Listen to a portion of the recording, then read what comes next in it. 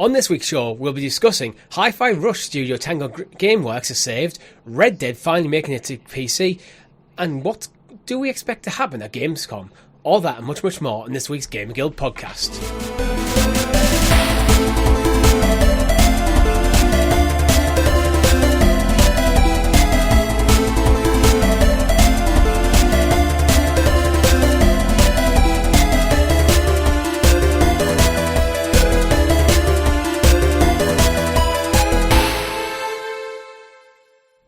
Good game, everyone, and welcome back to the GamerGuild Podcast, your weekly show where we round up all the week's video game news and stories right for you, right here, for your viewing or listening pleasure on youtube.com/GamerGuildTV and up in the digital cloud on your podcast preference of choice. I cannot speak at all today, but join me, hopefully he can, is the techie teacher himself, Mr. Tom. How are you? Hey, I'm good. It's strange being back, but you know, it's like strangely familiar. Yeah. It's like that kind of bordering a little bit on Uncanny Valley, but not quite. I was trying to think earlier. I was like, when was the last time me and you did a one-on-one podcast? 'Cause I think you've done a few occasionally with Chris when I've been away. Yeah, but I don't think me and you have done a one-on-one. Probably since Sounds of Stadia. Possibly quite a few years ago. Yeah. No, it's good. It's good to sit down and just do the two of us for once. Yeah. Sorry, Chris, not to like badmouth you off stream, off camera and stuff like that. I'll badmouth. Never get the chance to sit with the thing is, I know he's going to be listening to this, so badmouth him as much as you want. Yeah, fair. I know when I did one a few weeks ago because Chris is currently away with family in I think he's in France this time. A few weeks ago he was in Rome, so he's getting around a bit. I know he did have some comments for me and Rob when he came back because he did listen to the show. But before we get into it, if you haven't already, make sure you like the video, subscribe to the channel, and hit that bell icon so you're kept in the loop of all of our fantastic content here at GamerGuildTV, such as the weekly podcast every single Monday on YouTube and podcast services, our weekly live streams every single Thursday, where most recently I've been working my way through Ocarina of Time, Tom. I've just finished Spirit Temple. I've actually been watching that as well. Yes. Nice. Secretly watching it on the side. I was like, ooh, let's go. Old school. Yeah, I can't remember when I started. It was like 6 months ago. It might have even been longer. But it's been very sporadic. But recently, with Chris being on holidays, it's kind of my break glass in case of emergency game. If there's something, I'm doing a stream solo, it's like, what am I going to play? Ocarina of Time. I think it's a good shout. Yeah. It's a safe shout. So, people know the game. People love the game. I think I've got one more stream left in it. Because I've just finished Spirit Temple, so it's going to be Ganon's Tower next. Yay. But I kind of want to do almost 100% of the game. I'm not doing all the gold sculptures. It's pointless. Yeah. I have the 50 needed to get all the decent upgrades. I need something like another 48 to complete them, and the only reward I get at this point going forward is rupees. So it's just not worth. I'm just not going to make people sit through that. No. I might do it myself off camera just to 100% it, but I'm not doing that. If any 100%ers out there want to watch the stream, though, speak up. Yeah, I'm not gonna. That would be a very boring stream. But have you been playing anything interesting? I am still chipping away at playing Baldur's Gate 3. It's a slow burner for me. I think it's just one of those games that, considering where I'm at now with parenthood and the like, that, you know, there's literally hundreds of hours worth of stuff I could put into that, and so many different ways I could approach the game, that it's good on one hand because I can sit down and I can just sort of, play 20 minutes here and there or a couple of hours one night or whatever. But on the other hand, I feel like I'm very, very barely scratching the surface currently because I'm pretty certain I'm still on Act 1 and I'm like, I don't even think I've hit level 5 yet, and I feel like I've been playing it for about 90 hours or something. Yeah, I love Baldur's Gate. I haven't played 3. And the reason is, that's a PC game. I'm not touching that thing on console. Just not going to. It's just immoral, in my opinion, to play a game like that on console. Yeah. Well, if you've only got a console, that's fine. But I don't think my PC would do it any justice. And I'm also never here. I'm just not in my own house ever. Like, I had a schedule of you knowing what time we're going to record to make sure I was in the right house to record.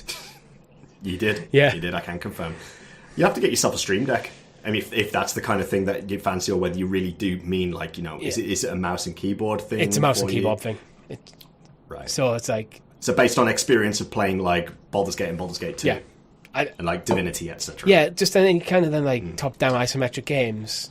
It'd be like playing Age of Empires on a console, like, or something like that. Nah, not a chance. No way. It's technically doable.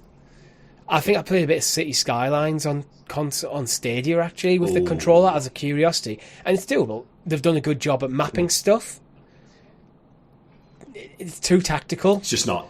Yeah, I get it. Especially if you're used to it from previous experiences. I think making that transition from one platform to another is definitely difficult. I know I always had that issue when I played Overwatch. Like, I always prefer playing shooters on PC just because I mean, so much snappier. It is, and I feel like the skill level between playing with control and playing with a mouse as well is just like vastly different. That you know you can get good at playing it on PC, but then when you transition to console, it's kind of like learning the whole skill set again. Yeah, but I will play it one at some point. It's just the way this year's gone for me. It is damn good. Yeah, I do intend to. I know my brother, I was talking to him back at Christmas, I was telling him, going, it's going to be my next game, and then it just never was.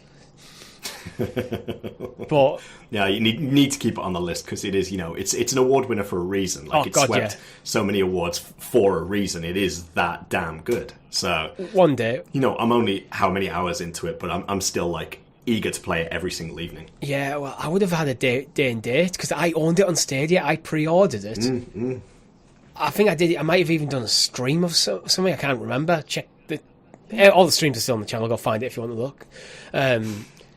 So I was gutted when Stadia died, because I lost. That's one of the games I lost. I was like, I can't. Yeah. My PC's not going to be good enough. I think my PC could run it, but not well.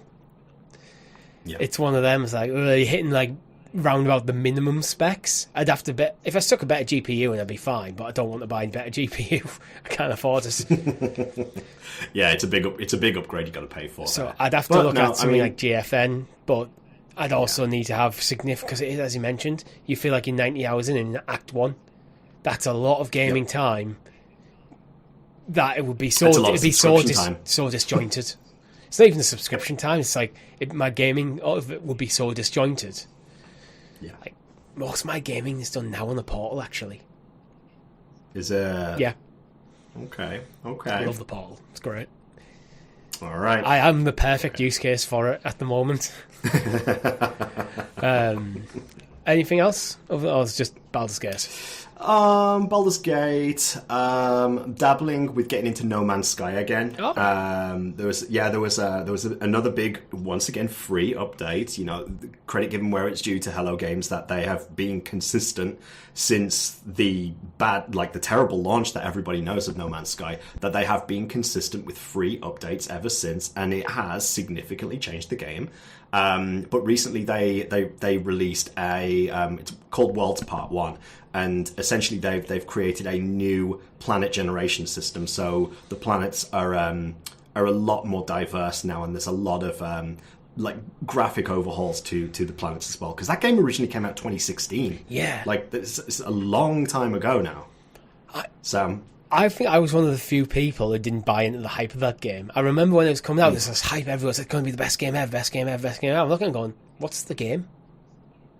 Because it was just like a lot of premise, but no actual content, really.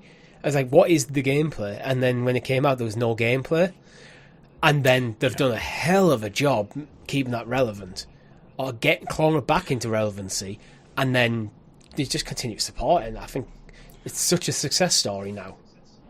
It is. I mean, and it's something that a lot of devs should really sort of like take ownership of. I mean, I believe I also saw something online recently that the dev team behind Helldivers 2 said that they're taking inspiration from Hello Games into, you know, how they're going to move Helldivers 2 forwards as well. And I think that sort of, if you have that sort of mentality, I think the teams behind these games are sort of, they're garnering the trust of the player base more than anything. It's just, obviously the publishers don't see the same thing. They only see the big sack of cash at the end of every single update. But this is the problem, because there's so many. There's No Man's Sky is a rare success story in that kind of field where they've overmarketed and underdelivered. It's a rare success story where they've managed to claw this back, and I think it is purely down to the passion that the team has for the game and knowing what it could be. Where I think it feels like the marketing team very much hamstrung them on that one. Where if they came out and it was they just sold it for what it was. But how many games get oversold and underdeliver, and it erodes trust in that developer, and that is hard to win back. Yeah. So I've talked about it before. That's why I don't buy Ubisoft games day and date.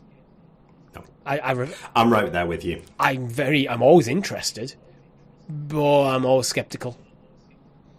It's definitely how I feel towards Star Wars Outlaws. Yeah, with it, I'm very much in the boat, like I'm sure yourself, of waiting, seeing the initial reception, deciding, because Ubisoft games also have this sort of like stigma about them that they're going to be on an 80% off sale at some point, like within the first few months anyway. So just wait it out. I'm still holding out for one day Ubisoft Plus to come to PlayStation. Yeah. I mean, I do have an Xbox, but I've talked to Def about it. The reason that I don't play much Xbox at the moment is just because my Xbox is limited to either playing on my phone or in my own house, which I'm never here. So yeah, it's fair. Yeah, although I have actually just bought a 4K Fire Stick. It is around my girlfriend's. It is not set up yet. It will be one day. It will be one day. Get on it. Yeah, absolutely. Yeah. Absolutely. It was a good sale. And because now you can get Game Pass on the Fire Stick. So yeah, it just seemed like a good investment. But of course it is. Absolutely. As for me, I've recently been playing through all the Uncharted games. I have now got the platinum in 1, 2, 3, and 4. And I also replayed Lost Legacy. I already had the platinum in that, so I just played just the story. Yeah. Roll credits, and I've just moved on to Shadow of the Tomb Raider. I'm finally playing Shadow of the Tomb Raider. It's how many times have you purchased it? Is the question. Just the once. Okay. I think it might have been on PS Plus way back when, and it was installed. It probably still is installed on my PS4 before I got the PS5, and it was just permanently installed. Never got round to it. When I got my PS5, I installed it there. Never got round to it. I'm finally playing. There's something about those Tomb Raider games. I think I ended up, because of Stadia and because of other platforms as well, that I've purchased those games. Again, it's kind of like that weird sort of Sonic the Hedgehog kind of thing where I've bought the game several times on several different platforms. Yet, I still haven't played past the second, so well, that's where we're at. Rise is the second, Shadow's the third. And we, our first full playthrough on the channel was Tomb Raider. So there's a bit of a legacy with Tomb Raider in the channel, and that's a big throwback. And as someone, actually, this is going to be controversial, and Chris is probably going to kill me next week for saying this, as someone who's just played all the Uncharted games, 1, 2, 3, and 4, and Lost Legacy, back to back, and then moving on to Shadow of the Tomb Raider, while watching my girlfriend play Rise of the Tomb Raider, Tomb Raider's better. Okay. Ooh, modern Tomb Raider is better. There's more game to it. There's more mechanics. Story, I think, is on par. Maybe Tomb Raider's not quite as good, but there's just more game in the Tomb Raider games. Yeah. So Chris is probably. How would you compare movies? I haven't seen the Uncharted movie. I haven't seen the Tomb Raider movie since Angelina Jolie, so I wouldn't. I wouldn't. Okay, I wouldn't. You'll have to. There you go. Yeah. There's some homework for you. Go away, watch the Alicia Vikander Tomb Raider, and then watch Uncharted and compare the two and see which is better. I'm gonna have to. I've been telling my girlfriend we need to watch the Uncharted movie because she's done the same as me. She's been binging the Uncharted games. So literally, this is like my gaming life now. Is like we're sat on the couch, she's on the telly, I'm on the portal, basically playing the same game. Nice. Yeah. And with that, Tom, would you like to introduce us to the Oh, wow. This is again a throwback, but you're twisting my words here. The graciously gathered Gamer Guild Gazette, aka The News. The News. And as always, our news is brought to you by our Guild Heroes, which you can join for as little as 99p over on the YouTube channel. Thank you very much for your support. Very much appreciate it. And you absolutely nailed that, Tom. Hey. Nailed it. It's like I never left. But you know who else has nailed it, I think? PlayStation with this mid-month's PlayStation Plus catalogue editions for August. Some bangers this month. Have you looked at the list Absolutely. yet, Tom? I have, and I think the one that sticks out right at the top, I think everybody can talk about, is for those people who haven't actually bought it yet, what the hell are you doing? Like, what? For those people who've never actually played it, Ride 5. The Witcher 3, Wild Hunt. Yes, Ride 5, obviously Ride 5. No, The Witcher 3, Wild Hunt. Absolutely. I mean, it is an epic of a game. And it's literally, if you've never played any of the Witcher games whatsoever, this is the one you should play. Yeah. Like, 100%. Undoubtedly, this is the one. I, to this day, use The Witcher 3 as the benchmark now for action RPGs. Like, previous to that, like, if you think of, like, first-person open-world RPGs, you still kind of use Skyrim a bit as your benchmark. Witcher 3 is for the third-person action RPG to me, because it is so good. So it's almost like now, Well, I think... if a game that comes out now isn't as good as The Witcher 3, it's like, what you doing? Yeah. I think I'd be, like, I wouldn't be remiss in saying things like, you know, the God of War series, like the remakes, or the newer versions, I should say, are probably also inspired by the likes of The Witcher 3 in terms of the gameplay and so on there. Like you say, it is the pinnacle, the benchmark, this is the line you have to pass in order to be a great game in that category. And it is a true RPG in the sense that you can kind of play Geralt however you wish. Do you want to focus more on the magic? Do you want to focus more on your potion side? Do you want to focus more on like physical combat? When you're going physical combat, do you want to go fast? Do you want to go heavy? You can kind of tailor the experience to how you play. Where I find a lot of modern RPGs, you kind of just end up maxing out all the talent trees anyway. Yeah. Or the one thing I would focus you say... down a certain path, or you might go super stealthy, then a bit of the story will go, nah, you have to be full on combat for this. Yeah. The one thing I would say about The Witcher 3, though, it is notorious for being a completionist's nightmare, considering the amount of clutter on the mini-map that you will get from everything from picking up herbs and so on in the wildlife. It's insane. But if you love your RPGs, if you love your RPGs, though, it is undoubtedly one that needs to be on your list. But I think one of the things I've always praised it highest for is I can't think of any other RPG that does side quests as well as The Witcher 3, and how they all feel authentic to what Geralt would do. Every single one of them. Even just like, the hunts go, I'm going to go hunt a griffin. But Geralt is a monster hunter. That is what he does. This is his job, so he would do that. He'd turn up to a village, see there's a griffin hunt, go hunt the griffin, get his coin, because he needs the coin. Absolutely. Where you get a lot of RPGs where some random villager will go over there, kill them bandits, come back and give you some coin. It's like, why would my character do that? That's I think that's like direct shots fired at Dragon's Dogma right there. I've never played it, so I was thinking more of like Assassin's Creed, to be honest. Yeah. Okay. Where I know with Odyssey, I found a lot of the side quests completely pointless. Yeah. Yeah. But that is true. But other titles, though, on there, Richie, we've got Cult of the Lamb, we've got Wild Hearts, we've got Ride 5, we've got Watch Dogs 2, we've also got, if I can find it, the Sword Art Online Last Recollection as well. I've never played any Sword Art games, have you? I haven't. Have you watched the anime? I've watched some of it. The first half of the first season was amazing. It kind of fell into a bit of a mess after that. Yeah, we've got it's a collection of games that includes 4 different or 5 different Sword Art games that you're actually getting as part of it. The Last Recollection includes I'm not even going to try to say some of these names, to be honest with you. But basically, you get a good range of Sword Art games as part of the PlayStation Plus package for August there. You do. Okay. You also get Naruto to Boruto, Shinobi Strikers, Sword Art Online, Alicization, Licorice. Saw that that's what I was trying online, to Fatal avoid. Bullet. Saw that online, Hollow Realization. Then you get into some classic stuff. Vacation Simulator, PSVR 2. Hey. Time Splitters. This is one I think Chris would have loved to be here for. Yeah, sorry, Chris. We're going to butcher this. So, Time Splitters 2, and Time Splitters Future Perfect. So, Chris has given us a few notes so we don't completely butcher this section. Okay. PlayStation 2 classic Time Splitters trilogy also makes its way to premium, meaning you can play them without owning a PS2 for the very first time. That is insane that these games have never made it past the PS2. It is. It definitely seems to be one as well that I know a lot of people are genuinely voicing that they want new Time Splitters games to come out as well. It has this like die-hard fan base, it seems to be, from back in the 2000s. I think one was announced but may have been canned. I want to say maybe Embrace It, if my memory serves. Oh, really? Yeah, I'm sure something was announced at some point and then... Okay.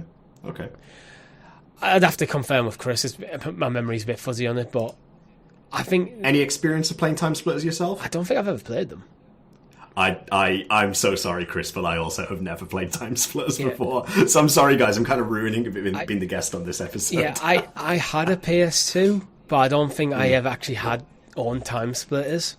No. To be fair, I had a PS2 at the same time I had my N64, and I was more than leaning towards Nintendo. There's a few games I had on the PS2. I remember I had like Splinter Cell. I had Final Fantasy X.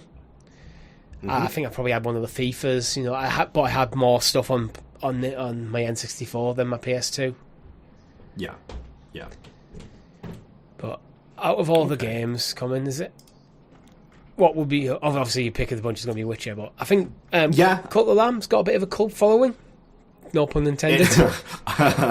Yeah, I think this is a game that I have sort of like... I've had it, but again, it's been just sat there, so I've never delved into it. I don't know much about it. Again, I feel terrible like going into this. I'm looking at the list and I'm like, I know all these titles. I know of them, but I don't know them. Yeah. I'm the same with Cult of the Lamb. Especially Ride 5. It's on my radar. I haven't looked into it enough to adequately describe what the game is. So, Cult of the Lamb, reading from the PlayStation blog, Cult of the Lamb cast plays in the role of a possessed lamb saved from annihilation by an ominous stranger who must repay their debt by building a loyal following in his name.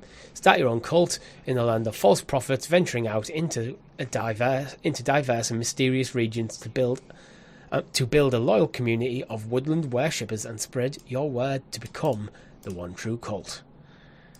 Oh, okay. So it sounds very much sort of like a, I don't want to say city builder, so to speak, but almost like a camp builder or like a community builder type thing with resource gathering and influence of some sort.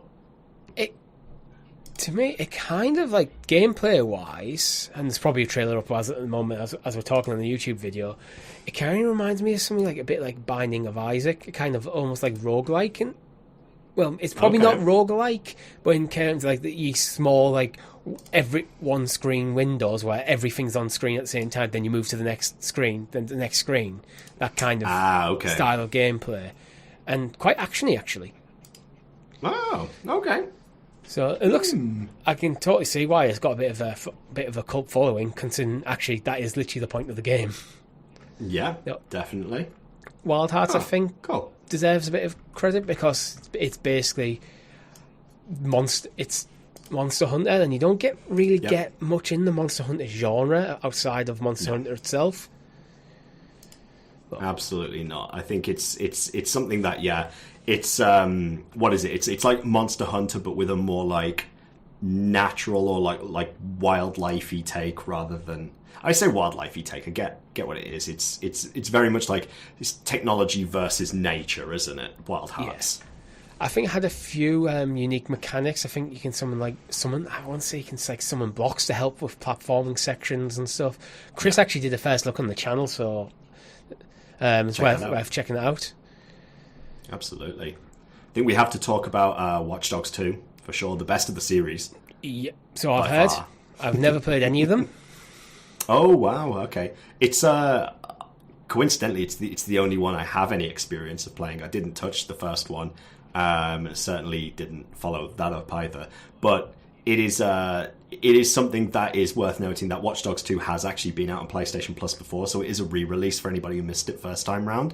But you play as Marcus Holloway, a brilliant young hacker living in the birthplace of the tech revolution, the San Francisco Bay Area. Teams up with DedSec, a notorious group of hackers, to execute the biggest hack in history, taking down the CTOS 2.0, an invasive operating system being used by criminal masterminds to monitor and manipulate citizens on a massive scale. Yeah. And it literally is what it is. It's got all the Watchdog mechanics, but with a much, I'd say a much lighter twist. I don't necessarily mean lighter, but a much more like humorous twist, I suppose we could say. Yeah, I've got a feeling, without actually playing it, they took probably the wrong lessons from Watch Dogs 2, with Watch Dogs 2 being more popular than Watch Dogs 1. When it came to Legion, they seemed to lean more into the slapstick comedy, but I think they kind of hamstrung themselves by removing the focal character to tell the narrative. I think I'd agree with that statement. I think that was kind of Chris's kind of rough review of it. It's like it was Legion was a decent game, but he did feel like he was lacking that one focal character, and he just didn't care about any of the random characters that you could kind of take over and just, who are these people? Why do I care? It was like, it just made the whole thing feel a bit disjointed. And then I think the series is now actually on hiatus, which is unfortunate. It is, because it seemed to be going really well for it in Watch Dogs 2, and then from there, like you say, downward trajectory, I'm afraid. Yeah, it feels like, again, I always felt like it was mishandled IP. They didn't really know what they needed to do with it, but there's definitely always felt like there's potential there. Yeah. But another game actually coming to PlayStation Plus is indie darling The Plucky Squire. It's confirmed to be day one PS Plus title, so it's actually a rare thing. It comes out 17th of September. It's a rare thing that we actually get a game day and date to PlayStation Plus nowadays. It absolutely is. Yeah, I'm just looking at it right here. It seems like a mishmash of quite a few things. I'm getting some vibes of like old school, like for people who've played it before, like Castle Crashers. It's definitely got like a Legend of Zelda, like 2D Legend of Zelda vibe to it, and there's even 3D elements mixed in there as well. So it's quite an interesting bag of things, really. Yeah, at times it's looking like a 2D platformer. Other times it's looking like top down, like almost like very much kids art style, watercolored kind of thing. And then there's stuff where they've clearly ripped off Legend of Zelda, Link Between Worlds, where like you can jump from the 3D into the 2D into the paintings, because that was the core mechanic of that game. And it's like, I think it looks quite cool actually. It does, yeah. This is something I've never really caught before, so I'm actually kind of keen looking at what I can see. Yeah. Huh. Well, yeah. So that, I think that is coming for PlayStation Plus Extra and Premium members for the catalogue. So it's not going to be a monthly game. It'll be basically one of your mid-month games for next month. Okay. That might be the first, actually, as well, that they've done a PlayStation Plus game, day and date, that isn't one of your monthly claimables. That is just part of the ongoing catalogue of rotating games. Do you have PlayStation Plus at the moment? I believe I do. Yeah. I believe I pay annually for it. So, I mean, I've had it since the PS3 days, and I'm pretty sure I had it around about Christmas time. So that's been ticking over nicely into Sony's bank account ever since then. Really, I'm on an annual basis.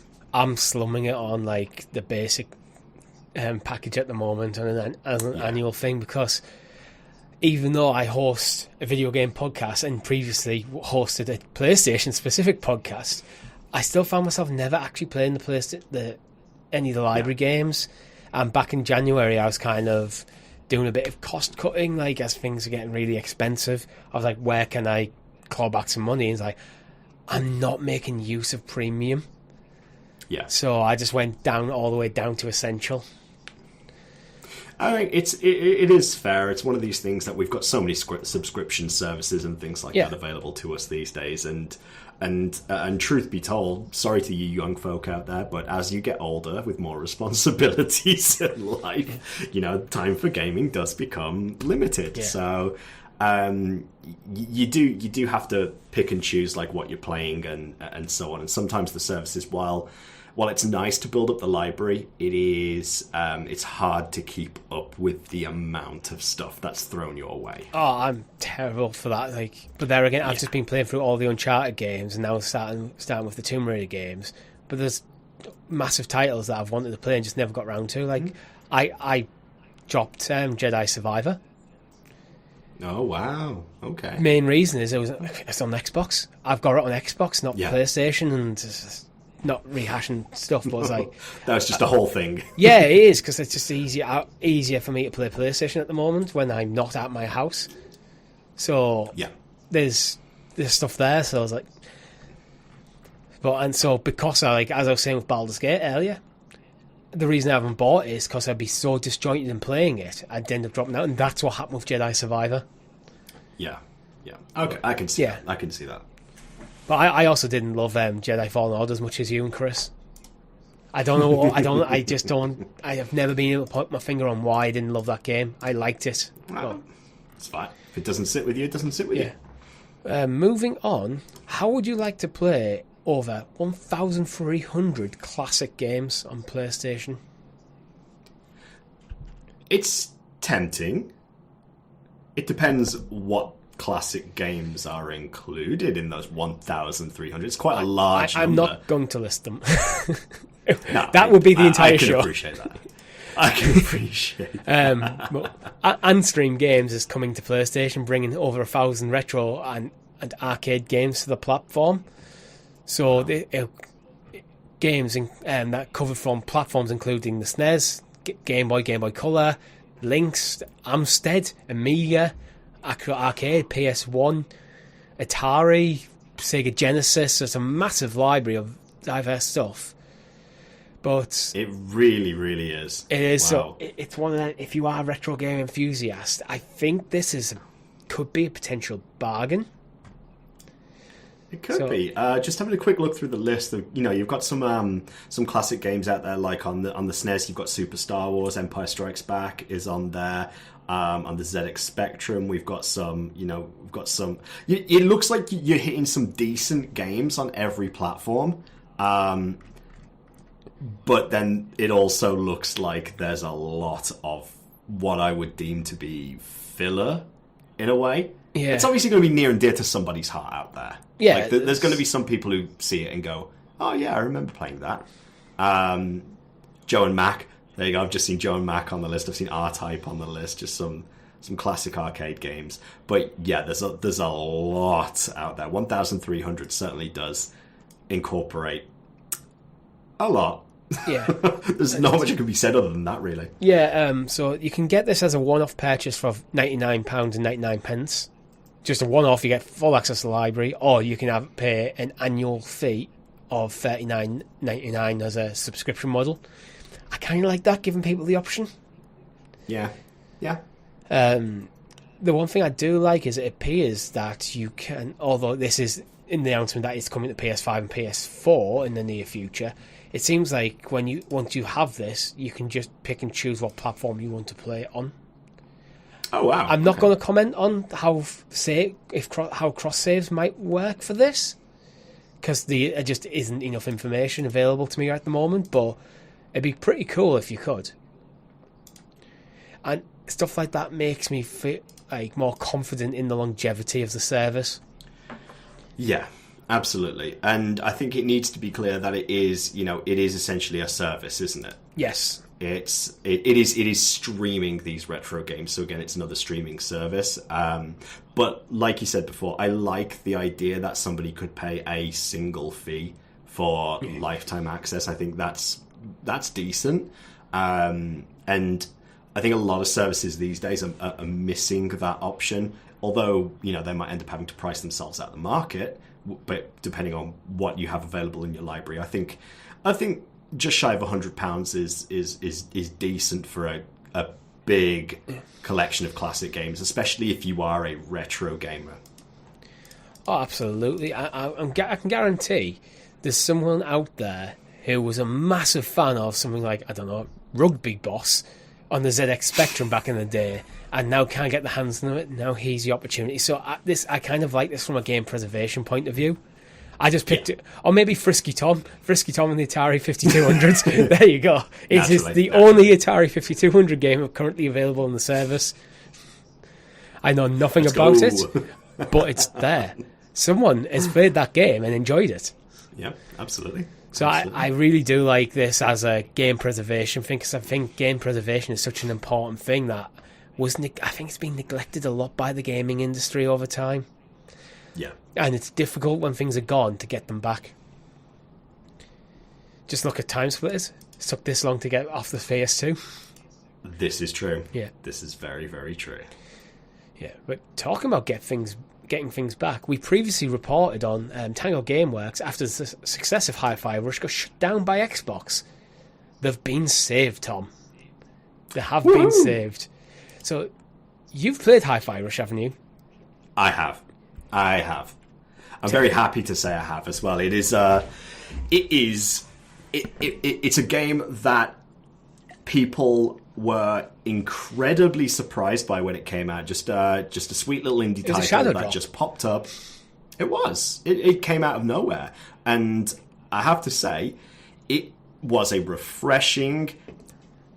How can I describe it? It was a refreshing game, very much set in it was an action rhythm game, is what I'd describe it as. It's very much a 3D hack and slash, but to a rhythm. And the art, the cel-shaded art style, everything down to the characters, the comic book sort of interactions between them, the styles of the bosses, the individual levels. It's charming all the way through. That's and where it is I was really something. always have in mind. Yeah.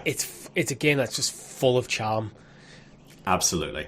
And I'm really glad to hear that Tango Gameworks have essentially been saved from Doom, really, because for a company that that created such a gem, there needs to be the potential for a second Hi-Fi Rush, or for future games of a similar style, because it really is something that I'd strongly recommend people either check out and play themselves, or watch it online, see what you think of it. I'm just so happy to be reporting on this, because we've been reporting, especially this year and last year, so many, because the gaming industry's kind of gone through a very much harsh consolidation period. People losing jobs left, right and centre as companies are trying to cut costs. Studios are getting cut down. Tango Gameworks, I think, were unfortunate to be a studio on Xbox's library when the Xbox are trying to save a couple of quid. That didn't have any active projects. So they were unfortunately the easy people to close, because there's at the time there's very little investment sunk into any of their projects. So I think that is an unfortunate thing. I don't think it was ever a reflection on the quality of the team or the quality of the games they produced, just the logistics. Wrong place, wrong time. Yeah, wrong place, wrong time. But they've been picked up by Crafton, the guys who make PUBG. So PUBG's still a game that's going strong in some countries. It is. It's going. I think it's just going strong. It flies under the radar a bit because its heyday is definitely past. Things like Fortnite and Call of Duty Warzone very much eclipsed it, and then took it onto massive numbers that were actually, quite frankly, insane. How popular them games are. But PUBG was the original battle royale that really broke through. It wasn't the first one ever, but it was the one that broke through, and it's because of PUBG that Fortnite exists in its current form. I think we've even announced that. So absolutely, it is nice to see some good news that a talented development team is being saved. Don't know what the staffing's like there, if how many of the staff are retained, or is it just the company that's being retained? But they Crafton have got the IP for Hi-Fi Rush. I think that's a big thing, is saving that IP. Yes. Saving that IP and having it still made by Tango Gameworks, I think, is kind of important. So I think you might be able to get some of the original team back together to get Hi-Fi Rush 2, because that game deserves one. Yeah, definitely. It's one I think you could do multimedia as well. I think you could do like an animated TV show on that. Yeah. 12 there's episodes there. Netflix series or something. You can see it happening. Yeah. Some original music, like, I think there'd be something really cool to happen there. I'm thinking kind of like, the cyberpunk anime. Yes. Something along them sort of lines where I think you can do it. Yeah. Awesome. Right. Let's keep the show moving and let's talk about Gamescom. Gamescom opening night live is on Tuesday, so at the time you listen to this, it'll be tomorrow night. We're not covering it on the channel just because of availability. Let's look into what we expect to be there. Do you have any wild predictions to start us off, Tom? New Resident Evil. New Resident Evil? Okay. Yeah, new Resident Evil. Let's go Resident Evil 9. Let's see them do it. Come on, Capcom. You know what? I hadn't even thought of Resident Evil, but yeah. Yes. Absolutely. I think that could be there. It's been announced that they have announced they're working on it. They've never showed anything. I don't know if maybe it's too soon to showcase. I don't think it's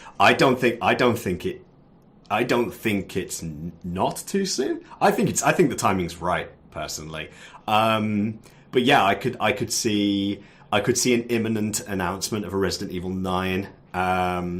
Hopefully they go for Resident Evil 9 and not another like collection of previous titles once again. Because we know they've sort of like hit the jackpot with the recent with Biohazard Village. Yeah, I think they're in a strong point at the moment. They are definitely. They've got a formula that works, and I think they should continue to ride that wave. Actually, let's talk a bit about Resident Evil 9. What would you expect from that game? Because if you look at God, if you look at Village and if you look at 7. They're actually a couple of different games in one, really, because with 7, and I think Village as well, you can play them in VR, you can play them in first person, you can play them in third person. That's three different approaches to telling the same story. So what would you expect 9 to have? Would you say all three things out the augmented reality overlaid in the real world? I think that would be a miss. Yeah, I think you're absolutely right. I think a Resident Evil AR game could work, but I don't think it should be Resident Evil 9. No, definitely not. What would I expect? Or want. I mean, go on. Or what would you want? Yeah. It doesn't have to be expect. Oh. I would want... Oh, do you know what? Even just thinking back to like Resident Evil 4 and the remake of that, I think it would be nice for them to go back and include some of the original characters. I think still have some sort of big bad thing going on, but take us back. Go down the Umbrella route. Bring back Wesker, let's say, and let's go down that alley there. I don't know. I still want to keep it with the the very firm sort of horror esque thing rather than it being quite action oriented. I really, really loved that element of Biohazard in particular. That game still from the streams that we did back in the day, and also with Village as well. That element is just. It works. It just works at the moment. You just got to keep going with it. That's, I think, why people fell in love with Resident Evil to begin with. And actually, although 4 is kind of probably the highest rated in the franchise, and usually in the conversation of greatest game of all time, I think 4 was kind of the first move towards more of an horror action game rather than survival horror, which led to 5 and 6 being kind of the black sheeps of the franchise.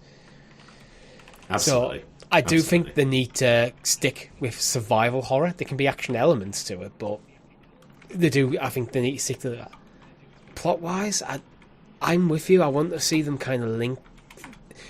Like, they probably need to link Village and 7 somehow to things like to the remake, 2, 3 and 4.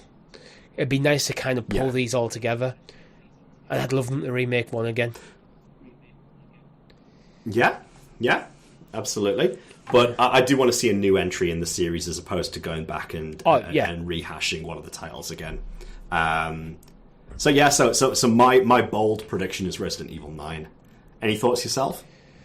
I always struggle with these predictions because I never know what.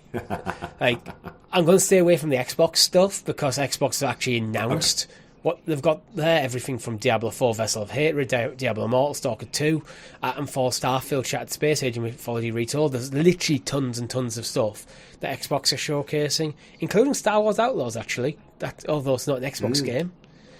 But Indiana Jones is going to be there, Vowed's going to be there, Ara History Untold. This is not just an opening like live, but this is just over the week for Gamescom.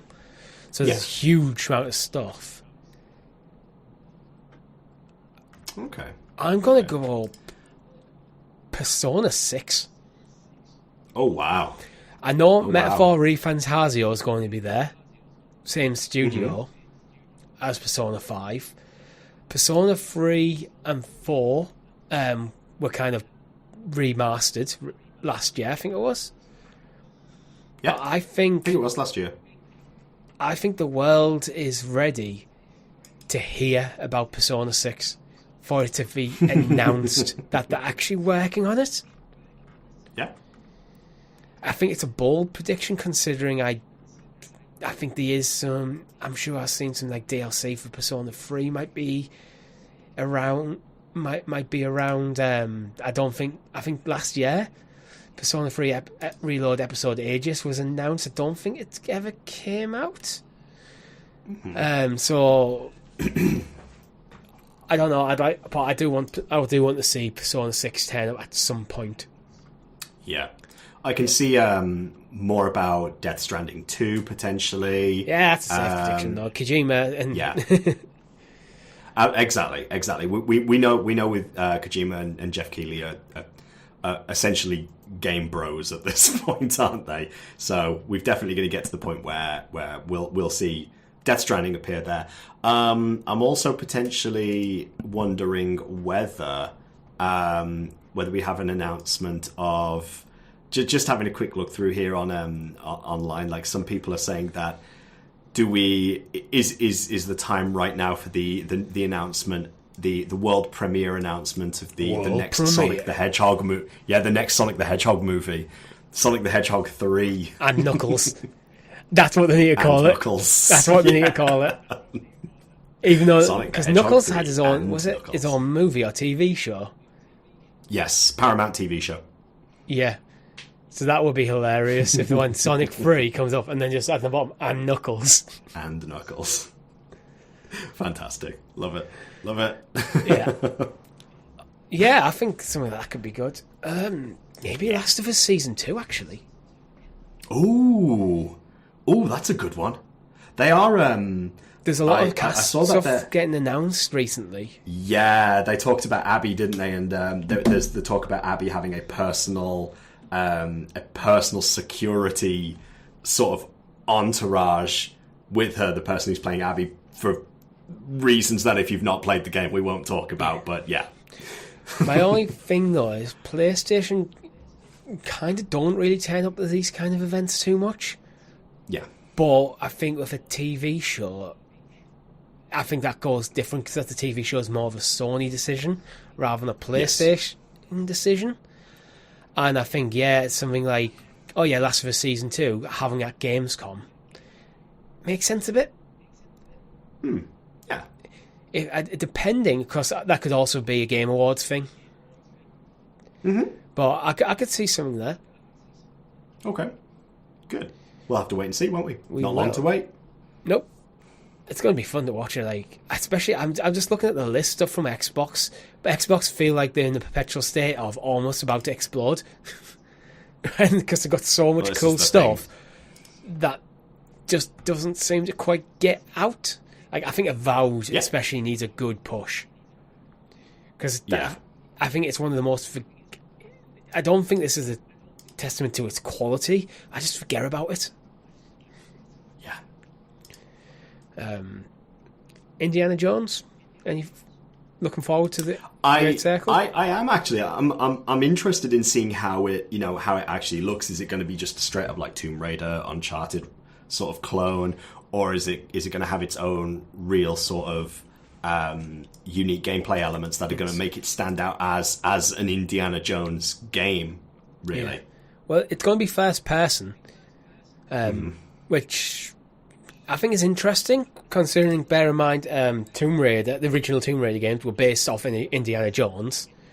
Yeah, and I think they might have even the first Tomb Raider might have even started off life as an Indiana Jones game, but then probably couldn't get the IP, so they created Lara Croft. And then I find it hilarious that Uncharted is kind of almost a spiritual successor to the original Tomb Raider games. Yep. And then the Tomb Raider reboot are heavily inspired by Uncharted. So it's kind of like almost things going full circle. But Indiana Jones, I think it could be very... I know Chris is really excited for it because he's a massive indie fan. Absolutely. I need to rewatch them. I haven't watched them since I was a kid. No, I was tempted the other day when I saw it. Booted up my Google Chromecast and had a look through the library, and I thought, ooh, rest in peace, Chromecast. Yeah. Have you seen that news? Chromecast is dead. Yeah. To the graveyard with you. Dear. Another one. I personally think, though, with the Chromecast decision, I think it's almost redundant technology now, though. It says the guy who just bought a Fire Stick. Most TVs now have similar capabilities built in. Yeah. So I think it's one of the, it's like an MP3 player, iPod kind of situation where it had its moment in time, but then other devices kind of took away what it made it its own thing. And with no Stadia, there's no console propping it up. No, because it's totally Stadia that was propping up Chromecast this long. Oh, absolutely, of course it was. Of course it was. It's where all the numbers were. It's where all the money was. I've still got about 4 Chromecast Ultras lying around. Yeah. I've still got a sealed Premiere kit somewhere. Really? Yeah. I wonder if that's worth anything as a collector's kind of thing. It was one of the ones that you got when they were doing the offers of like when you purchase such and such a game, and we would send you a Premiere kit. I've still got that sealed away somewhere. The plan was to give that to my son for his birthday when he was old enough to actually play games. But now what's the point? Because it doesn't bloody work. Yeah, I'll have to just set. In fact, actually, I don't even think the controller will, because didn't Google take the online thing down that will allow you to change the controller from being Wi-Fi to Bluetooth? Unless somebody's kept that up as like homebrew. There might be a homebrew version of it, but I bet you could find it. But it still works as a wired controller. So but who's got time for that? I tend to, if I'm playing a PC game that requires a controller, if I'm being a bit naughty and playing something emulated, I will use a Google Stadia controller because I think it's the most comfortable controller I own. And I literally got a USB cable on my desk right in front of me. So it being plugged in, it's not restricting because of the distance. But that's just my desk setup. But yeah. Rest in peace, Google Stadia. I miss you. I know. The rebirth of Google Stadia will be at Gamescom. Oh God, no! Don't do that. Amazon Luna could be there though. Amazon Luna. That's the thing. Right. That's my bold prediction. There will be something to do with Luna. It'll be a logo on one of the game trailers or something, and Amazon will have their own game at Gamescom. But it won't be coming to Luna. Because not a single game that Amazon have published have come to Luna. No. Not one. Wow. Which is ridiculous. But you know what is ridiculous as well? Apparently we should not expect a Switch 2 this financial year. Really? I did check. Nintendo's financial year does run April to April. So the earliest Kotaku believe that we should see the Switch 2 is April next year. Wow. What do you want from Switch 2? Because I don't think I've talked to you about it.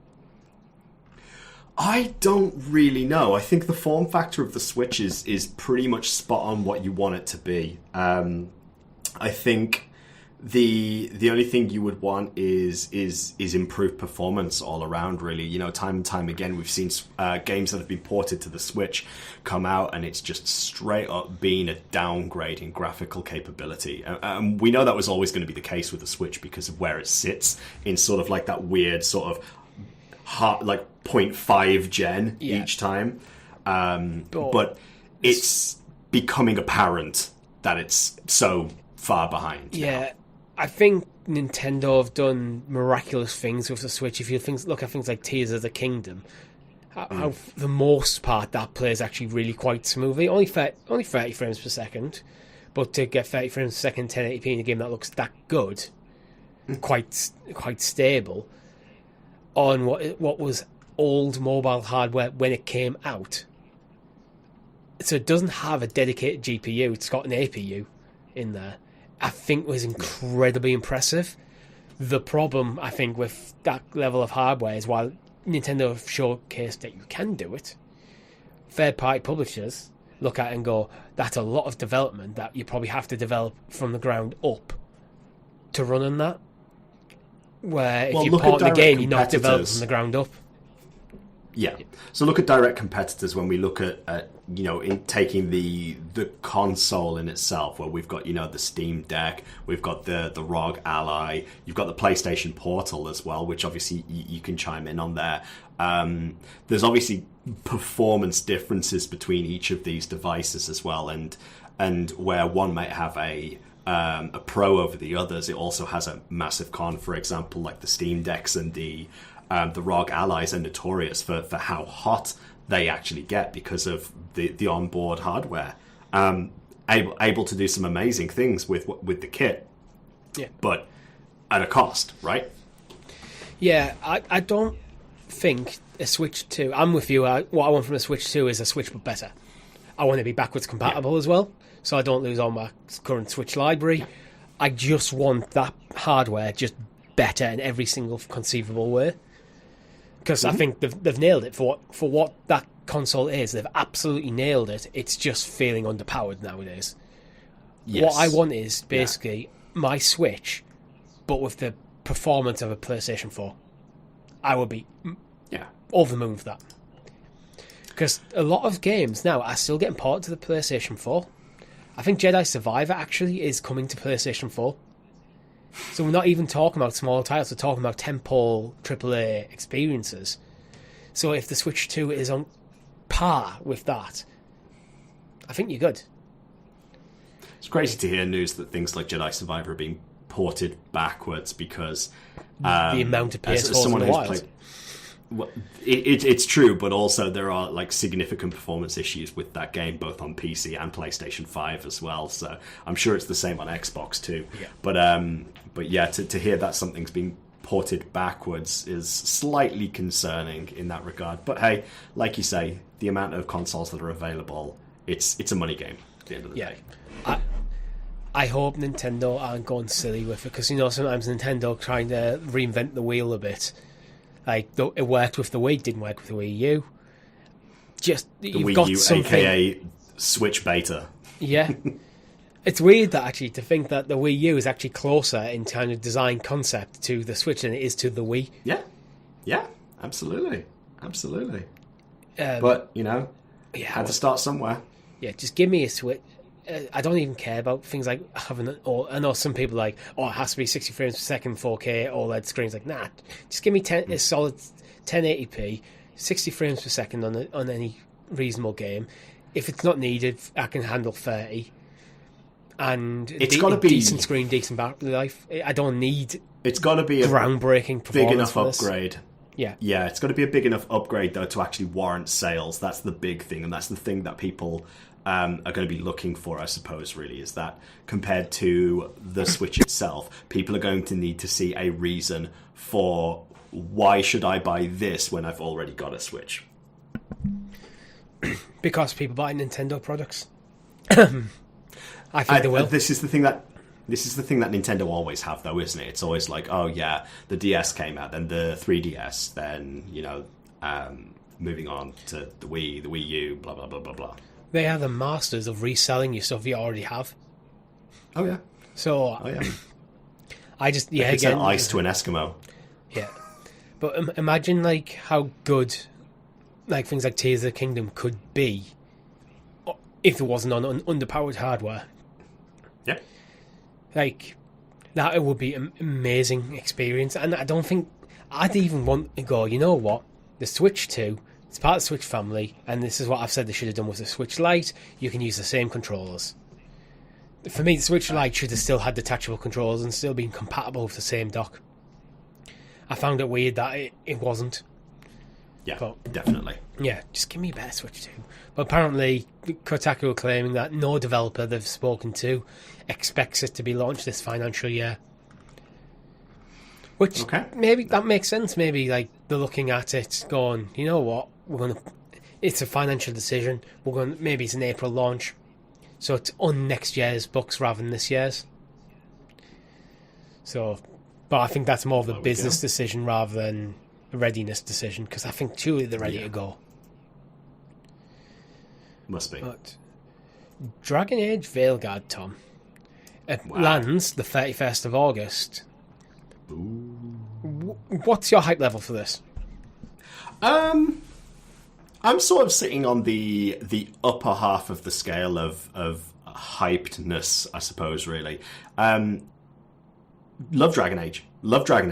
Been a while. Been a long while, hasn't it, really? And it's something that I'm quite excited for. I do enjoy the game. I love the idea of it. I've always really enjoyed the BioWare games. I just have a sort of niggling voice in the back of my head when it comes to BioWare titles these days. It's been a while since they've really wowed me with something, and I'm hoping Vielguard does it well to restore some of that faith. Yeah, I think the last thing they did well might have been Dragon Age Inquisition. Yeah. That was a long time ago, and to be honest, that was a game where I think it was massive. I think that game is massively overrated. I loved Origins is one of my favourite games of all time. Inquisition starts off amazing, but it's one of them games that I liked less and less the more I played. I hated the character of Solus. Not in the way you're meant to hate him. I just anytime a character's on screen, it's like, oh, this fucker's speaking again. Can someone take this guy out of my video game, please? I do not enjoy him. Yeah. So the fact that I think he is meant to be central to the plot of Vielguard is not for me. A bit of a bitter taste in your mouth, so to speak. Yeah, I don't really like the direction of taking the series. I loved where Origins was very grounded, very gritty with like the Darkspawn and the Grey Wardens and stuff. I really liked that, and there was definitely more lore going on with the mages and stuff. But they seemed to went down a weird route that's like not vibing with this. And I straight up hate the art style. Okay, yeah, we'll talk about that briefly, because we, in pre-show we talked about the art style that they're taking with this game. It's got very controversial views online of some people like thinking, oh, it's great, and some people like yourself saying, well, very much it's sort of like this 3D cartoony-esque, akin to like the Clone Wars sort of art style that it doesn't really sell the concept. Yeah, I think it's at odds with what they're saying. It's going to be like aimed at a game that's very adult in its themes and its presentation, but then it's also gone the kind of Clone Wars, Fortnite in that ballpark of art styles. It's like I've never been fond of it. I can overlook it if the game's good enough, but it was one of them when I saw it. It was just disappointing. It feels like they're going for a safe option by going for an art style that they know that they expect to sell well, rather than doing something quite creative or interesting, or finding what is the best fit for that game, and I really don't know what my expectations are for this, but I'm not excited by it. I should be excited for a new Dragon Age game. I'm just not. Yeah, art style wise, I kind of agree with you. You can see where the inspiration comes from. The Clone Wars being so successful with its questionable art style. It is very much a Marmite type of art style. Me personally, it doesn't bother me too much, but I can see what you mean. It doesn't give that gritty sort of vibe, especially considering the sort of themes. It also makes me question sort of the quality of the game if the artwork or if the art style doesn't necessarily feel like it fits the theme of the game overall. Then are they cutting corners? Are the dev team being forced to cut corners? Because we know who the publishers are behind this game. We know it's EA, and we know what EA are like historically for these kinds of questionable practices, I suppose, really, in the way that they treat the dev teams. Yeah, it feels too safe in its art style. I think for me that art style is very played out a bit. I know it's got huge 100%. Yeah, I kind of think it was like Fortnite and Breath of the Wild kind of really popularized it, and then it was everyone just does it, and I think they are trying to get it, like, have the cake and eat it too a bit, with like have an art style that is very mass market appeal for younger audience, but then also tell a gritty, grounded story that is can be quite mature and quite serious at times. And it might be one of them, when you play it, you just forget about the art style within minutes, because that can happen. Yeah. Look at like the original Borderlands when it came out; it looked weird as hell. But as soon as you start playing, you go, you forget. Oh yeah. But it doesn't fill me with confidence, and I do think BioWare really need a hit. I know a lot of people love the Mass Effect remakes, remasters. For me, they're absolute garbage. They just did not run at all well. I remember all about your sound issues. Yeah, and to this day, it's like, but if you can't get a remaster right, I have no patience for remasters that aren't good. They can't. If you produce a remaster that performs worse than the original, what's the point? It's crazy to think, like looking back, if we were to take ourselves back, 10, 15 years ago or so, that BioWare were right up at the pinnacle of game development. Like, I remember Mass Effect coming out, and title nobody had ever heard of before, and I remember people talking about it randomly, and then I went away and played it, and I was like, holy shit, I see what the hype's about now. This is really, really good. And BioWare were like right up there, that everybody was talking about how good their games were, how like the options that you could take, the gameplay itself was fantastic for both Dragon Age and for Mass Effect right there. And then they just sort of shit the bed a little bit. And 100%. Dropped way off the radar. They definitely need a win. They do, like, because during with things like the Mass Effect trilogy, then Dragon Age Origins, they were absolutely high. But then they rushed out Dragon Age 2. They clawed back some support with Dragon Age Inquisition. While I've already said I think it was overrated, but it was rated very well. So then Anthem was just a weird decision, as EA was trying to push everything into this like games as a service kind of thing. It was a miss. Yep. The Mass Effect Legendary Edition, while beloved games, definitely suffered from performance issues, and it's been a long time since I've had it's the last game that they came out that was received well universally, that was a new game, so I'm excluding the Legendary Edition here, was Dragon Age Inquisition. Yeah. Mass Effect Andromeda has clawed back a lot of support from fans over time. Yeah. But on release, it was a miss. So it's... And just think, this is the same... But this is the same studio that originally developed Baldur's Gate and Baldur's Gate 2 that we were talking about before. Neverwinter Nights, Knights of the Old Republic. Like, these are incredible games. Like, BioWare have always had, like, a great back catalogue. And then it's just taken a nosedive. So what they've got the Vielguard coming up, and they've also got the new entry in the Mass Effect series that we know very little about at the moment too. And that sort of is gonna set the tone for BioWare now. The length of time as well that Vielguard's been in development, because it's been maybe 6-7 years since we initially heard about when it was called Dreadwolf. Yep. It did feel like vaporware for a long time, so that, again, stuff like that doesn't fill you with confidence. But let's keep moving on, because we're over an hour into the show and we've still got a few more stories to talk about. Red Dead Redemption is finally coming to PC. Wow. Yep. Wow. That only took such a long time. Oh, God, yeah. As a PC gamer, when Red Dead came out, it still bugged me that it just never came. Yep.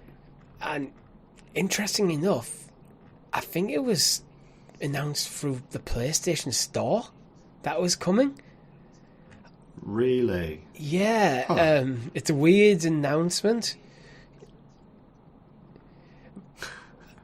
I think some screenshots were taken by Eurogamer in the description shortly after the 8 AM UK time. I'm reading from Eurogamer right now. So players were now able to play Red Dead Redemption on PC for the first time ever, and this was captured from the PlayStation Store. Wow. Okay. So somebody dropped the ball there. I'm not sure if they have, because we know more and more PlayStation stuff is coming to PC, and there's a lot of talk. I don't know if it's ever been fully confirmed that Sony are going to bring out a PlayStation launcher for PC specifically, which might mean that there's going to be an integrated store.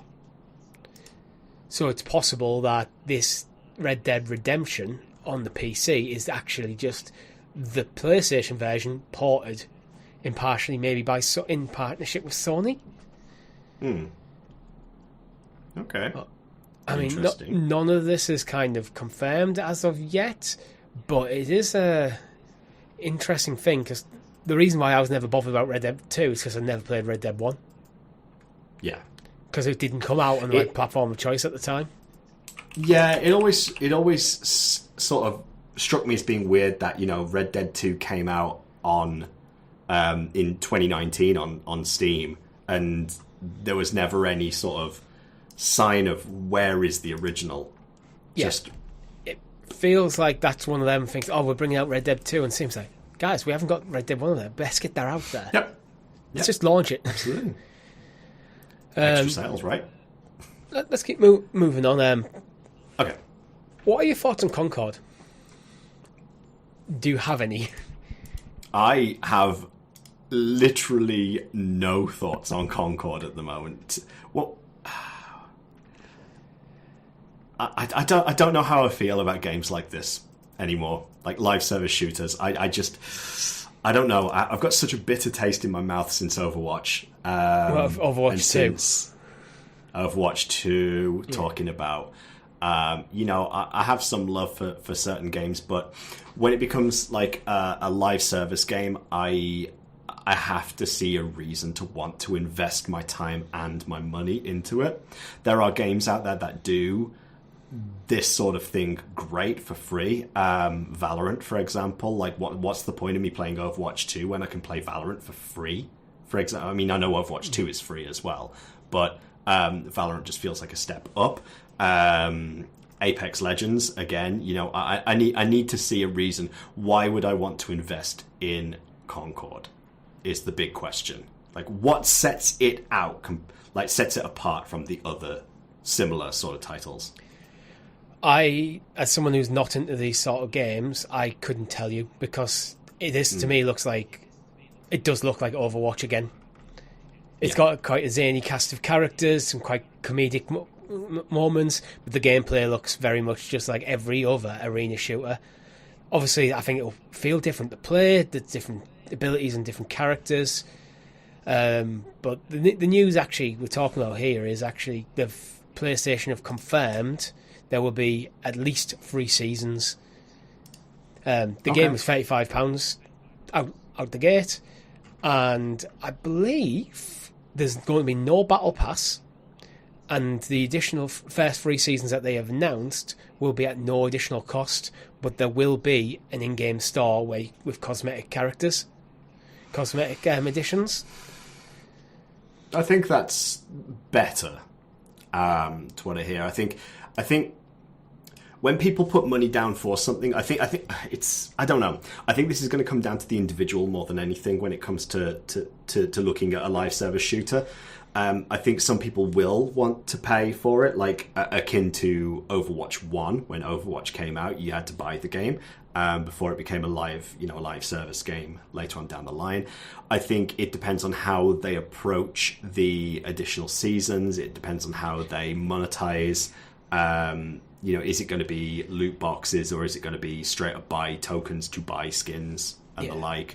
Because it's a mixed bag, and I think because a lot of people have experience of playing other live service games, I think adding another one to the pot, all of a sudden people go into it with sort of like presumptions or sort of there's some sort of pretense there, I suppose, that when you go into it, what am I going to expect the same bullshit really as I got with X, Y, or Z? I always kind of think with live service games, the reason why I think they're so difficult to nail but so lucrative when you get them right is you develop this huge loyal fan base who will continually spend a lot of time and a lot of money in your game. Then the new thing comes around, people will maybe jump over briefly to try it, but if it isn't a significantly better experience, you're talking about gamers who are very, very happy to play the same game over and over and over and over again. That's the point. So if the game's not better in a significant way, people then revert to what they're playing. So in this case, a lot of Overwatch players will probably jump into Concord. It's only £35. Let's try it out. Seasons 1, 2 and 3 are free. They release in October, January and April respectively. But if it's not better than Overwatch... But is the market for... They'll just go back to Overwatch. So that's why the other question I have to ask is the market becoming oversaturated by live service shooters because they're all competing for the same pot of players? Yeah. Are you diluting it too thin? Is that's going to be a problem at some point? Yeah, I think there is market saturation, and I think Concord has very much got an uphill battle to win players over. Yeah. I think the advantage they have is Overwatch 2 wasn't received very well at all. So there might be some lapsed Overwatch players who are looking for that kind of experience again, but don't want to play Overwatch. There's also Marvel Rivals as well, and Marvel Rivals has the ability. Well. It has, and it has the IP. It has a very well established IP with an incredibly successable, the most successful film franchise of all time. Yeah, there you go. And you sort of you put a game out like Concord and you think, why would I bother with this when I could have that? That's how I feel about it. Why would I have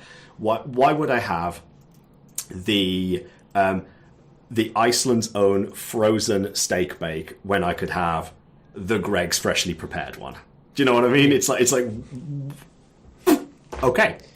Yeah, and for anyone who's not from the UK and has never had a Greg's steak bake, I think we are in end of September. I want to say the 29th. I think we have a meet and greet in Manchester. While you're there, get yourself one. But yeah, I'm with you. It's obviously you're more into live service games than me, but you're kind of echoing what I've been said. So I kind of feel redeemed almost. Yeah, my cynicism. I wish I wasn't that ingrained in live service, to be honest with you. But hey, here I am. I wish it well. I hope they succeed. I just think it's an uphill battle. Yeah, agreed. Especially when it's paid content. When I think with live service, the expectation is it's free to play, and then you start paying for season passes.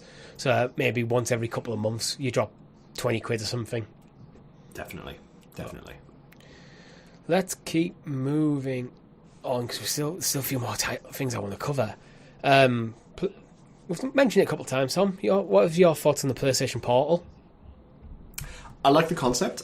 I have very much had a savings account to try to get myself a Steam Deck at some point. Oh, okay. And I'm sort of in that, I'd love to have a portable access to my gaming devices, to be able to move freely around the house, because I am constantly having to chase around 2 children, 2 dogs, cleaning up after everything as well. And it's like, this guy doesn't have time to sit down in front of a TV and boot up the console anymore. The only time the PlayStation gets turned on anymore these days is when my kid accidentally turns it on by grabbing the controller. So it's like, geez, give me something where I can just like laze on the sofa and just play. I would love it. Yeah, I do need to look into it more. Yeah. Yeah, my only gripe is it's remote play only. It doesn't have the full cloud package yet. I hope it eventually comes. Well, my other gripe is if you want to use wireless earbuds, you have to buy Sony's proprietary ones. Boo. Fuck you, Sony, for that. Sorry. Yeah, absolutely. You can use wired ones, but I want to be able to use my Pixel Buds that I already own with this device, and for no reason other than corporate greed, I can't. So, don't like that. But that being said, I love my Portal, and it's apparently a lot of people do as well, because the PS Portal is currently in the UK the top of the sales charts for video game accessories.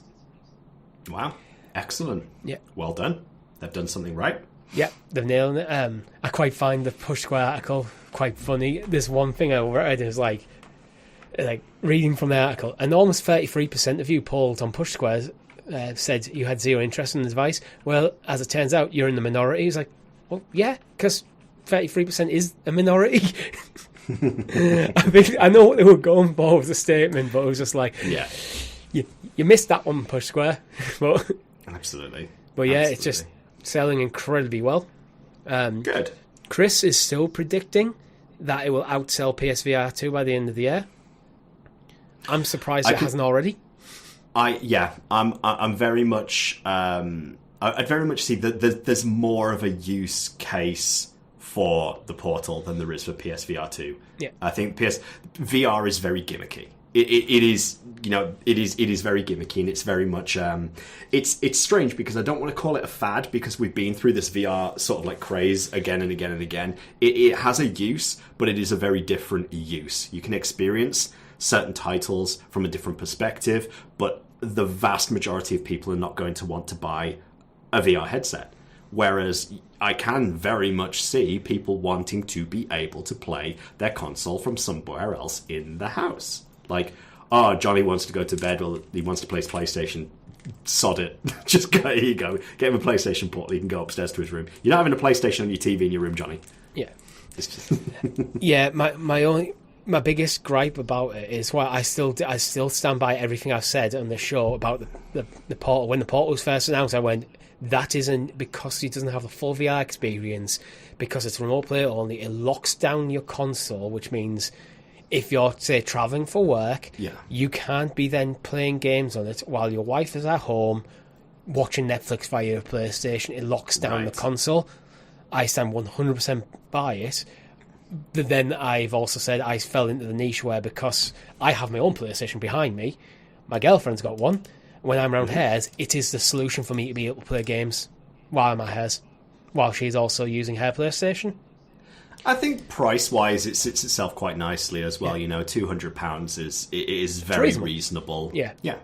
And honestly, I have used remote play on her PlayStation to my PlayStation, and from the Portal to my PlayStation, and the Portal wins in terms of performance. The only thing they need to do now is they need to release it in different colours. Oh yeah, they do.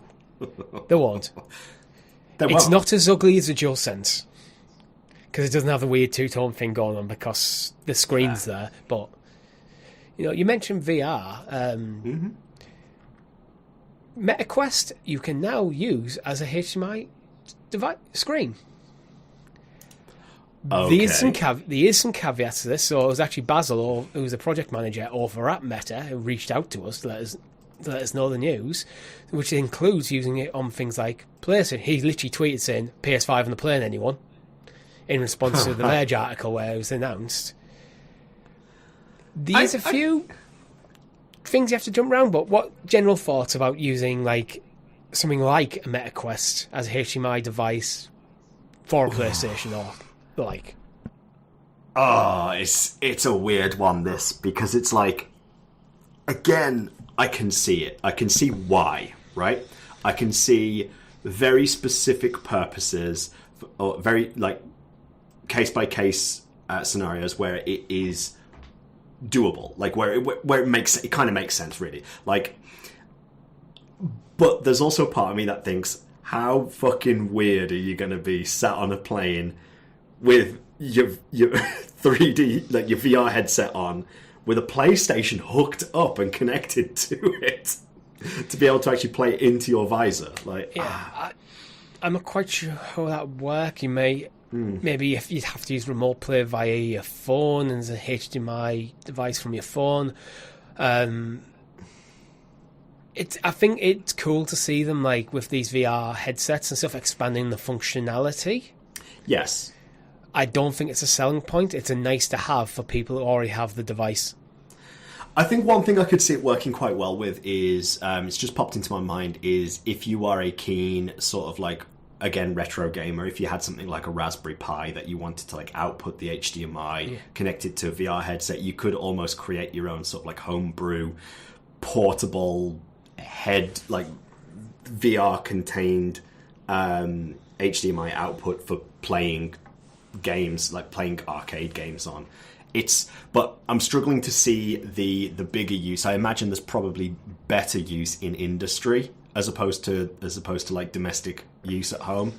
Well, that might actually be where Meta are leaning, because we know Meta have previously, like, really kind of pushed a bit using the use of MetaQuest for things like business use and for things like meetings.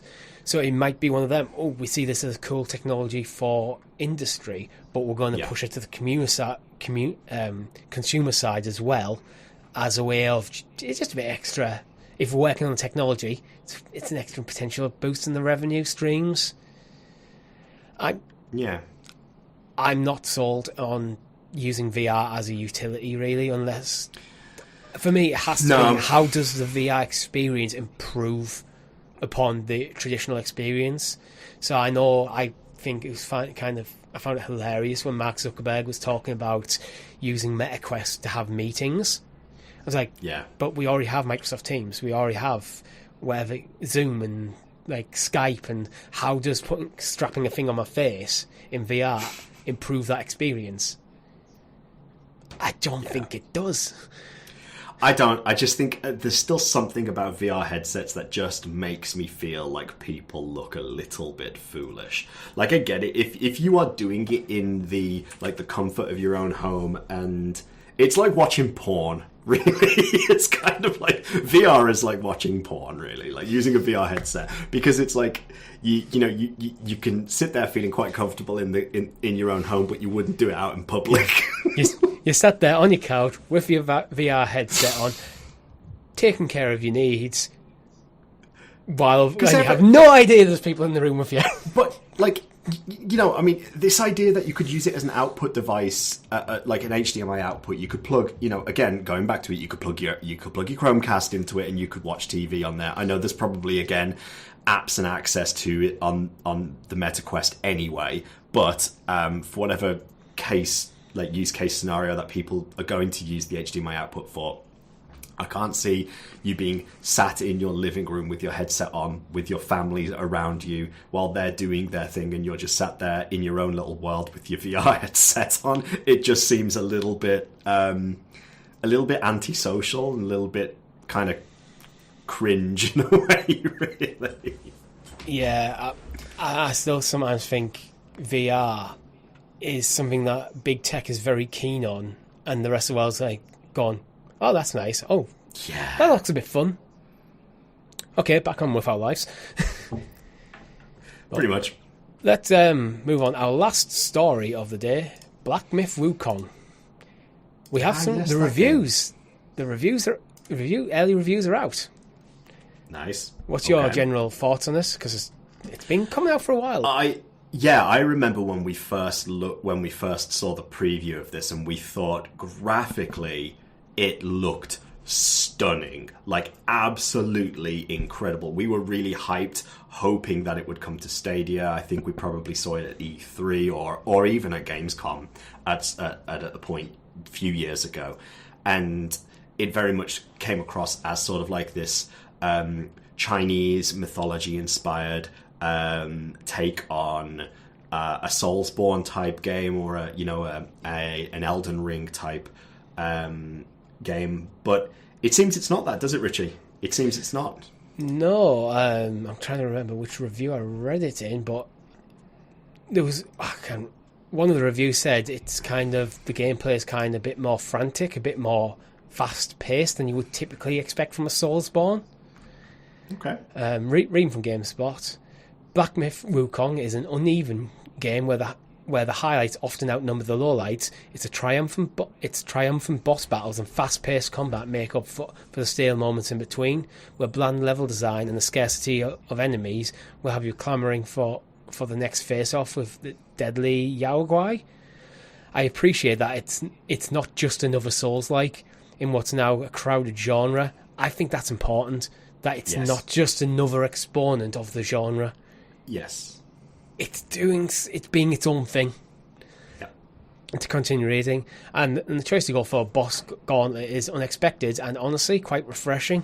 It's disappointing that it falters outside of its cinematic clashes against mighty beasts, but designing this many rousing boss battles while avoiding the sense of fatigue is no mean feat and deserves praise. GameSpot give that an 8 out of 10. Oh, fair, reasonable, right? Yeah. Most other places are giving it. IGN give it an 8, PC Gamer 87 out of 100, Games Radar 4 out of 5, Polygon have it unscored as it stands, Silicon Era 8 out of 10. It feels like a solid 8 out of 10. Absolutely, and for a game that's developed by a Chinese studio as well, I think that's promising for things from the Asian world again, because we get great hits from Japan all the time, but something that's inspired by like Chinese culture as well and Chinese mythology, I think it's cool. It's cool, and it's definitely a game that I'm keen on trying out. And even if it is a little bit more hack and slash and a little less Souls-like, I'm still keen to try it out. Yeah. Reading from Polygon's review, Black Myth Wukong is an astounding triumph, one that blends a story celebrating Chinese and other East Asian cultures with an original retelling that has resonant themes, all complemented by spectacular design and exhilarating combat. While the narrative is confusing at first, as I can personally attest to, it nonetheless encourages you to embrace that sense of strangeness and wonder as you venture into distant lands, much like a certain journey written centuries ago that stood the test of time, and that was Jason Rodriguez. So he hasn't scored it, but reading that, I'm guessing it's up there for him. Yeah. So yeah, the fact that it's less Soulsy than expected gets me more interested. I've got to admit that. Like, I'm not a Soulsy game person. I don't like being stressed playing games. I don't mind challenge, but I find Soulsy stuff. I know when I played a bit of Elden Ring, sometimes I found the challenge unfair rather than difficult. I know a lot of people disagree with me vehemently on that, but that's just my personal take. So I think I like things to be a bit less Soulsy. But I think there's a good game in there by the looks of it. It does seem that way. It does.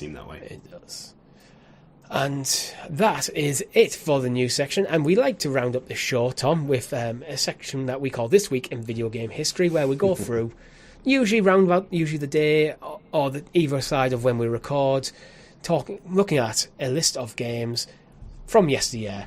So looking at August the 18th, is anything that jumps out at you that came out on this day in video games history? Oh, having a quick look through there, the first one that sticks out to me is Disney Infinity 2013. Disney trying to capitalize on the old Skylanders fad of collect all these minis and scan them in with their NFC, and you too can feed money into the corporate machine. The amiibos. The amiibos, yeah. Do amiibos still exist? Nintendo still come? Because the Switch is fully Amiibo compatible, but it feels like it's died off a lot. I have absolutely no idea, you know. I've just gone to the Nintendo store, and I can indeed confirm that Amiibo are still a thing. They are releasing new Amiibo. All right.